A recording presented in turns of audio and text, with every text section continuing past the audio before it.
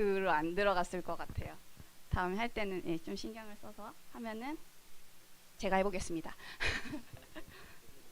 네, 네. 오늘은 영적 서밋의 과정이라는 제목으로 준비를 했는데요. 제가 지난주에 이제 가난한 부자 아빠, 가난한 아빠 거기서 얘기하면서 마지막 이제 우리가 착각하고 있는 그 인본주의가 아니라 이제 과정을 거쳐야 된다 그 뜻을 얘기했는데 오늘 그 부분에 대해서 조금 다시 한번 얘기하도록 하겠습니다. 과정은 영어로 프로세스예요. 이제 지금 그림 보시면은 스타트에서 엔드로 가는데 여러 가지 과정들이 있다는 거죠. 그 과정이 없이 건너뛸 수 없다. 네. 그래서 우리는 항상 사건이 뭔가 일어나길 바라지만 과정을 반드시 거쳐야 된다. 라는 부분입니다. 그래서 제가 오늘 두 가지 책인데 첫 번째는 부의 추월차선이라는 이제 경제 서적 중에 유명한 책이에요. 요거에 대해서 잠깐 얘기를 하겠습니다. 이 책을 쓴 MJ 드마코라는 분이 그 리무진 뭐 차량 예약 서비스 이런 것을 이제 웹사이트를 운영하는 분인데요. 이분이 원래 어렸을 때 너무 가난했어. 홀어머니 밑에서 가난해, 뚱뚱해, 막 아이스크림 막 좋아하고 여기에 위안을 얻는 그런 친구였다고 합니다. 근데 어느 날 이제 람보르기니를 끌고 어떤 사람이 온 거예요. 그 차에 너무 반해버린 거예요. 한눈에 확 반해버려서 누가 운전하지? 딱 보니까 자기는 막 늙은 아저씨 막 뚱뚱하고 막 이런 사람일 줄 알았는데 굉장히 젊고 멋진 사람이 운전자였던 거예요. 그래서 물어봤어요. 당신 무슨 일을 하세요? 이제 물어보셨네. 머릿속으로는 복권이 당첨됐나? 막 억대 상속자인가? 운동선수인가? 막 이렇게 얘기를 생각했는데 그 운전자가 하는 말이 나는 발명가야.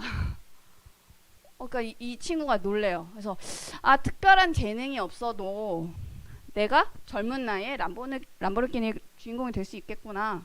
부자가 될 수 있겠구나. 그럼 늙어서가 아니라 젊은 나이 때 가능하겠구나. 부의 추월차선을 연구하기 시작합니다. 그런데 20대 때 막 여러 가지 막 도전을 해봐요. 근데 사업을 막 실패를 하고 이제 막 우울증을 겪기도 해요. 그래서 몇 년간 또 이렇게 고생을 하다가 어느 날 이제 깨달아요. 내가 이렇게 계속 있으면 안 되겠다. 그래서 아무도 없는, 아무 연고도 없는 새로운 곳에 가가지고 이제 리무진을 이제 운전하는 그런 기사로서 이제 직업을 갖고 공부를 해요. 독서하고 공부하고 막 웹사이트나 뭐 이런 프로그래밍도 연구하고 자기 전공과 상관없이 계속 그런 공부들을 하기 시작을 해요. 그러다가 어느 날 리무진 운전 기사를 하는데 어떤 사람들이 이제 막 이런 부분이 잘 어렵다라는 식으로 얘기를 했을 거 아니에요. 거기서 니즈를 발견을 해요. 그래서 이 부분을 해결해 줘야겠구나. 그래서 웹사이트를 하나 개발을 했는데 이게 막 인기를 끌면서 나중에 이제 30대 억만장자가 됩니다. 그래서 이 사람이 얘기하는 거는 백만장자는 사건이 아니라 과정에 의해서 만들어진다. 이게 무슨 말이냐면 우리가 어떤 음식, 이건 사건이에요. 음식을 먹는 것. 근데 이거는 그냥 갑자기 뚝딱 생겨나는 게 아니라 어떤 요리를 하는 그런 과정이 있다라는 거죠. 이 과정이 없이는 저 사건이 일어나지 않는다. 그래서 이거를 똑같이 적용해서 부자가 되기 위해서는 갑자기 부자가 되는 게 아니라 어떤 부자가 되는 과정이 있다. 이 과정을 거치지 않고는 절대 부자가 될 수 없다. 이런 얘기를 합니다.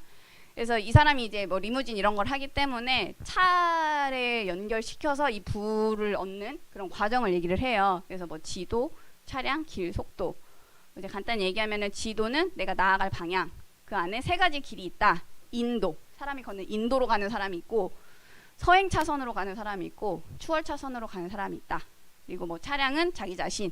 날마다 이 차량 자기를 자꾸 점검을 하고 업그레이드 시켜야 된다. 뭐 이런 얘기들을 하고요. 그다음에 길.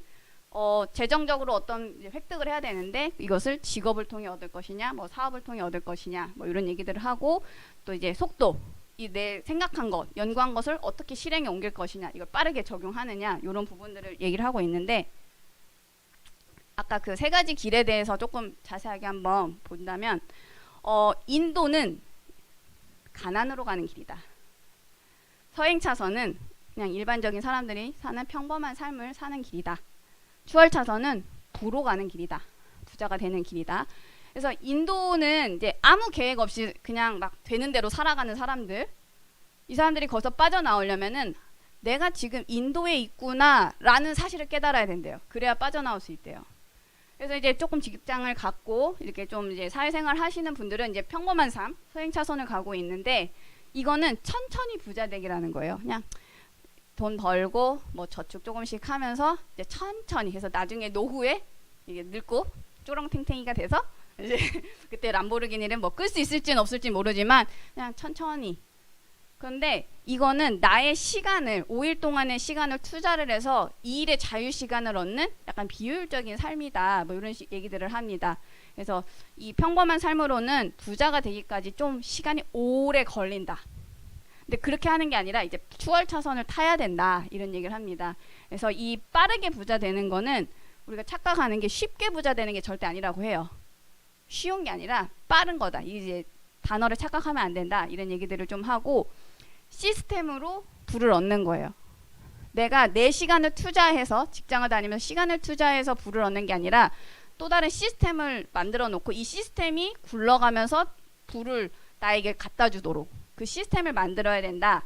그래서 이것을 하는 방법으로 뭐 5가지 씨앗을 얘기를 해요. 뭐 임대 시스템, 컴퓨터 시스템, 콘텐츠 유통, 인적장 시스템 이런 얘기들을 하고 있습니다. 그리고 이 추월 차선 가기 위해서는 엔진 오일을 계속 갈아야 되는데 이 엔진 오일은 어떤 지식, 공부, 교육 이런 것들을 계속 새 것으로 업데이트 해줘야 된다. 뭐 이런 얘기들을 합니다. 제가 빠르게 얘기하는 이유는 이 뒤에 또 할 얘기들이 많아서.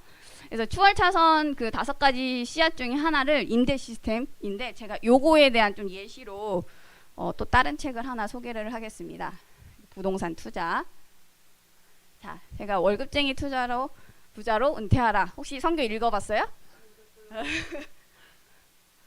자, 이제 저자가 이 책을 쓴 저자가 투자를 우리가 왜 해야 될까? 보통은 이제 부자가 되기 위해서라고 얘기를 하는데 이분은 부자가 되기 위해서가 아니라 노후 준비를 위해서 투자를 해야 된다. 이런 얘기를 합니다. 그래서 사람들이 부자가 되기 위해서 투자를 해야 된다 생각하면은 나 부자 안 돼도 돼 하고 이 투자를 안 한다는 거예요. 근데 이게 아니라 너 나중에 늙고 일을 할 수 없는 그 상황이 되었을 때를 생각한다면 지금 투자를 해야 돼. 반드시 해야 된다. 이런 얘기들을 합니다. 그래서 예를 들어서 뭐 남자분들은 한 27세쯤 이제 사회생활 한다고 가정을 하고요. 그래서 50세쯤 은퇴를 하고 평균 수명 한 87세쯤에 사망을 한다 가정을 하면은 우리가 일을 할 수 있는 기간은 23년이에요. 근데 은퇴 이후에 내가 죽기 전까지 살아가는 날들은 한 37년이 된다고 해요.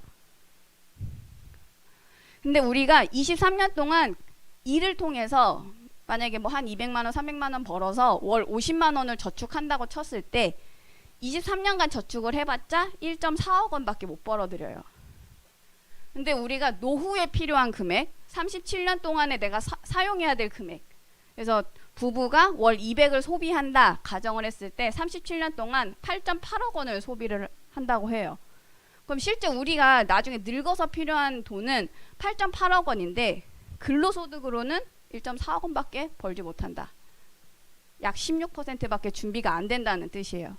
그럼 나머지 80 몇 퍼센트, 84%는 가난한 거죠. 가난한 거죠. 근데 이제 이분이 얘기하는 거는 저거는 우리가 자본으로서 소득을 창출하면 된다. 채워나가면 된다. 내가 시간을 투자해서 내가 직접 발로 뛰면서 일을 하는 거는 요만큼밖에 안 되지만 내가 모아놓은 돈으로 84% 채울 수 있다. 누구나 할 수 있다. 요거를 강조하고 있습니다. 그래서 우리가 지금 자본주의 사회를 살고 있기 때문에 인플레이션에 대해서 좀 이해를 하고 있어야 되는데요. 인플레이션이란 많이 들었죠? 수경이 인플레이션. 네, 물가 상승을 얘기해요. 다 보여주고 얘기하죠. 네, 물가가 지속적으로 상승하고 있는 경제 상태를 얘기하고 있습니다. 요거는 왜 물가가 상승하냐? 통화량, 화폐량이 늘어나기 때문이에요. 점점점 시간이 갈수록 막 늘어나. 그러니까 돈이 흔해지면 가치가 떨어지는 거죠. 금이 비싼 이유는 금이 몇 개 없기 때문에 귀한 거죠. 근데 만약에 금이 막 사방천지에 널려 있어. 돌처럼 널려 있어. 그럼 가치가 떨어지죠. 마찬가지로 돈이 많아지니까 화폐 가치가 떨어지니까 그 가격은 올라가게 되는 거죠. 더 많은 돈을 줘야 이걸 살 수 있는 거죠.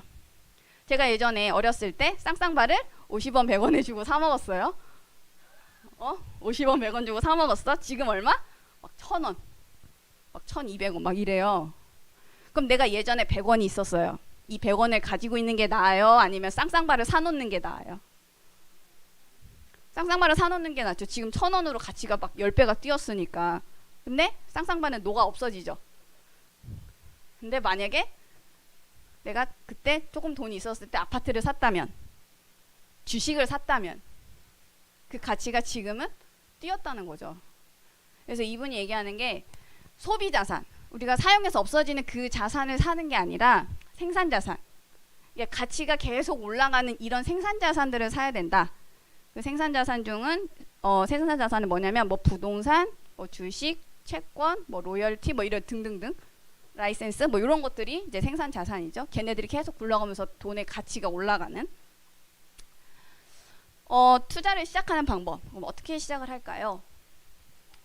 자, 시작하기 앞서서 이 책의 제목이 월급쟁이 부자로 은퇴하라였는데 왜 갑자기 느닷없이 그런 얘기가 나왔을까?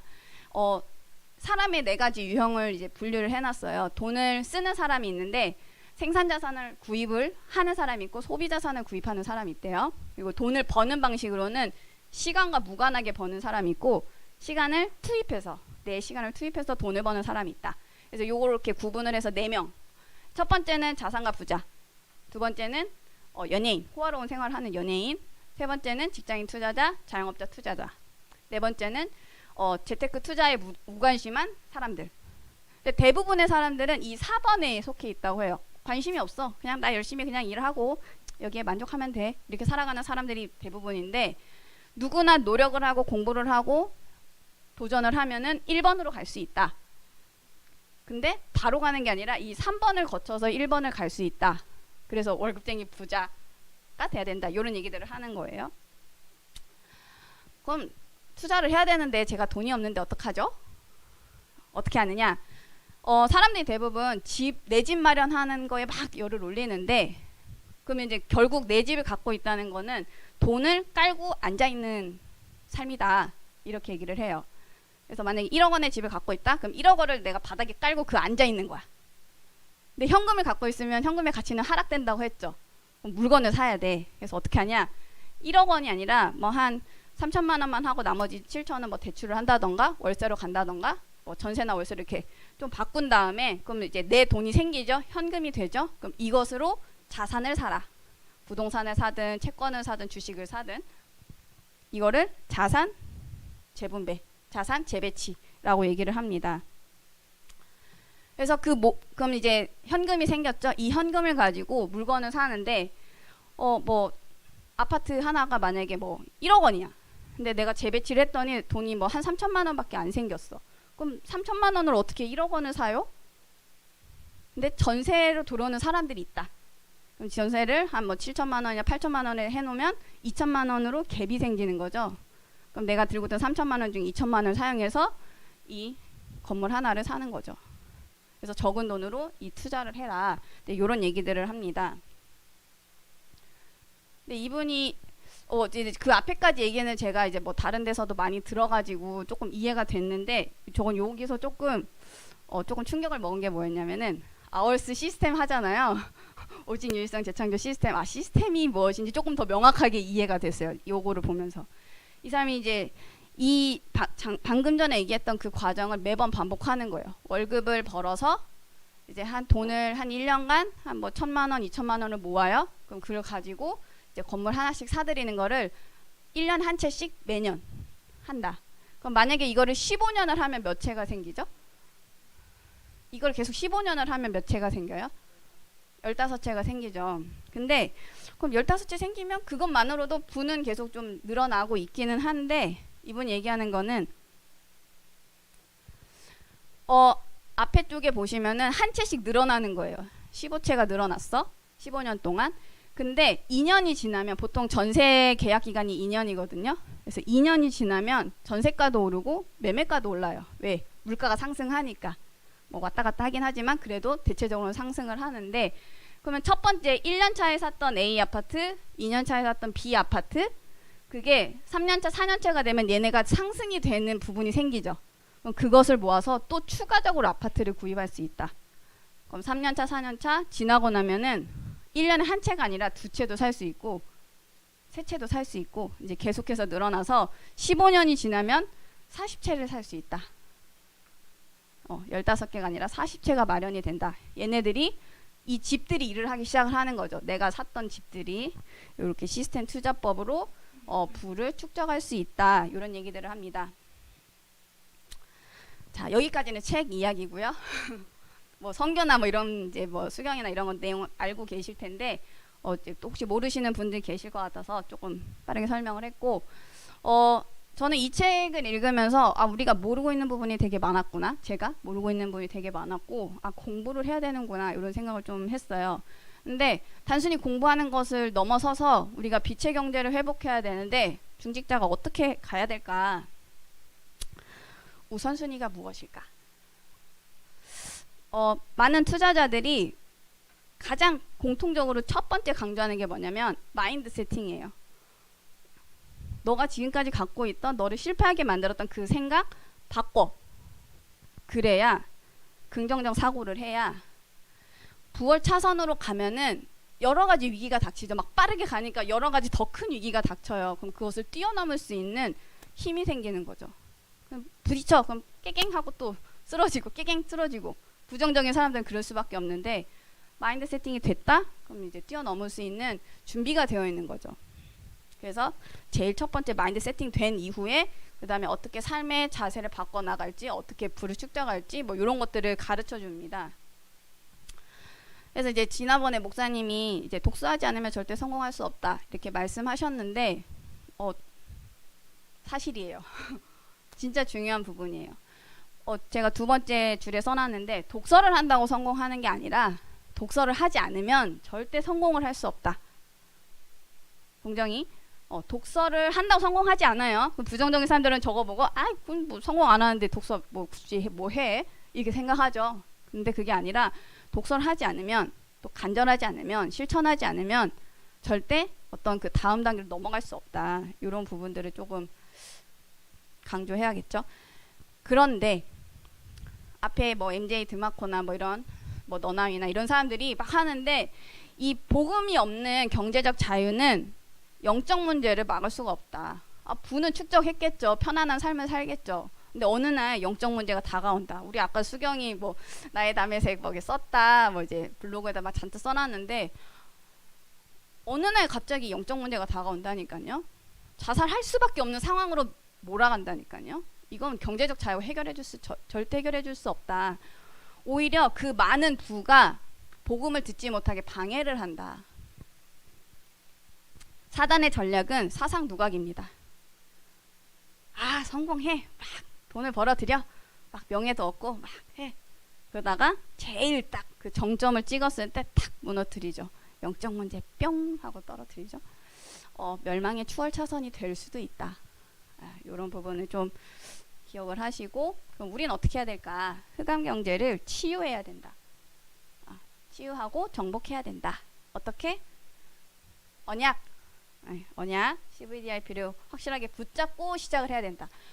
빛의 경제는 복음을 알고 경제를 정복하는 거죠. 복음 없이 하는 게 아니라. 그래서 수경이 굉장히 잘했어요. 날담의색 썼는데 그럼 그 안에서 내가 할 수 있는 거, 나만 할 수 있는 거, 내 과거 속에 하나님이 나에게 주신 어떤 그 부분이 있다. 그게 전문성이죠. 그리고 그릇을 준비하는 거죠. 아직 그릇이 작아. 깨달았는데 작아. 그러니까 넓혀서 많은 것들이 담기게, 귀한 것들이 담기게 그릇을 준비해야 된다. 일단 보동식. 이거 잘 모르시는 분들 계시더라고요. 보호자, 동역자, 식주인. 우리는 렘넌트 중직자다. 그래서 보동식으로 교회를 살려야 되고요. 이 다음 세대를 위해 렘넌트를 키워야 되고요. 그리고 영원한 치유, 영원한 정복을 위해서 성전을 준비해야 된다. 그래서 제가 부동산 공부를 지금 합니다. 제가 의도치 않았지만 저도 이제 생각지 못하게 갑자기 자본 재배치가 되면서 공부를 해야 되겠구나 이렇게 되어서 하나님이 성전 준비하라고 미리 공부할 수 있는 기회를 주셨구나 이렇게 생각을 하고 있습니다. 그래서 제가 지난주에 말씀드렸지만 예정론 하나님이 우리를 서밋으로 부르신 거는 은혜예요. 내가 잘나서가 아니라 하나님 그냥 부르셨어. 은혜를 받았어. 그런데 내가 완성이 되어가는 어떤 재창조의 과정이 필요하다. 과거 상태 그대로 그냥 구원 받았어? 아, 그럼 영적 문제 많은 구원받은 아이죠. 근데 그대로 머무는 게 아니라 삶의 태도를 바꾸고 생각을 바꾸고 또 실천하고 도전하고, 그래서 하나님 나라의 일을 위하여 헌신하는 그런 중직자가 되는 재창조의 과정이 필요하구나. 그럼 어떻게 해야 될까요? 세상에 많은 유튜버들, 뭐 선배 멘토들 따라갈까요? 뭐 배울 건 배우고 선배 랩넌트를 배우자. 선배 랩넌트들이 어떻게 그 서밋으로 갔는가, 영적 기능 문화 서밋으로 갔는지, 보좌의 축복, 마인드 세팅이 아니라 아웃 세팅을 통해서 영적 서밋의 정도예요. 다른 길이 아니라 정해진 길을 가는 거예요. 하나님이 이미 정해셨어요. 서밋으로 부르셨어. 그 길을 가야 된다. 그래서 오늘 메시지 통해서 참된 복은 무엇일까? 오늘 랩넌트 오전 메시지는 세절기 비밀 누리는 말씀을 통해서 우리가 어떻게 정도를 가야 될 것인가, 오늘 또 은혜 받는 시간 되시기 바랍니다.